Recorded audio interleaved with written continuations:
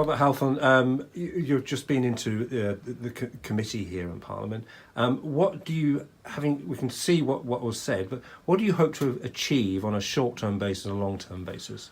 Well, first of all, I was very pleased the Speaker granted me a debate in Parliament for my constituent, who's a survivor of serious sexual assault, attempted rape, very courageous, wonderful individual, and she came to see me in my surgery to raise all the problems that had occurred, the very light sentencing of the guilty criminal who had done this, the way she was treated, the hours and hours she had to spend at sexual assault referral centre, the aftermath and dealing with the parole board. There is a real injustice here. I've learnt a lot from it, and I want to campaign for my constituent to get tougher, much tougher sentencing for the intent to commit rape. To me, there is no or very little difference in these crimes, and the sentence that the criminal got seemed very light, given what my constituent had to suffer. And we also need to look at the treatment. The way people who have suffered in this way are treated straight away after such assault has occurred, and those are the things I'm campaigning on, and that's why I was pleased to get this debate today. So there's stuff that was referred to, for example, the 8-hour process.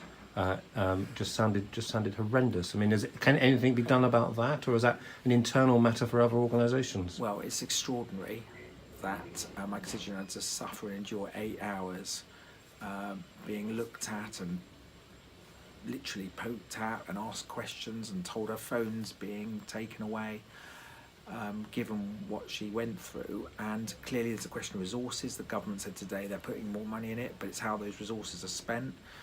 I want to make sure those resources are spent properly. I want to make sure that no person who survives such a assault, any kind of rape survivor, sexual assault survivor, has to endure this kind of thing. And that's why I was raising this today.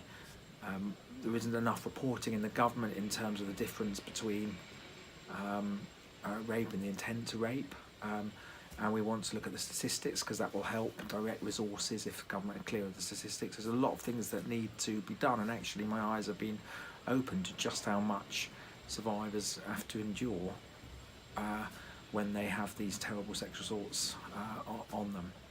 No matter what the strains are on the criminal justice system, and we'll put part of that to the side for now, but would you implore residents, victims of crime, to still report the fact that they've been victims of crime, or indeed after the whole process, what the survivor has done is come to see you and go through also the political process as well? Well, the other thing that I've been quite shocked to find, and having looked at what happened to my constituent, is that not only are the number of reported crimes of sexual assault, they're going down hugely, the number of convictions going down hugely, and this is deeply wrong, because people are frightened, or given what they have to go through, can you blame them that they're reluctant to report as to what has gone on? And that has got to change. And so I would urge every single resident, or any resident in Harlow and the villages, any resident, that if they have suffered a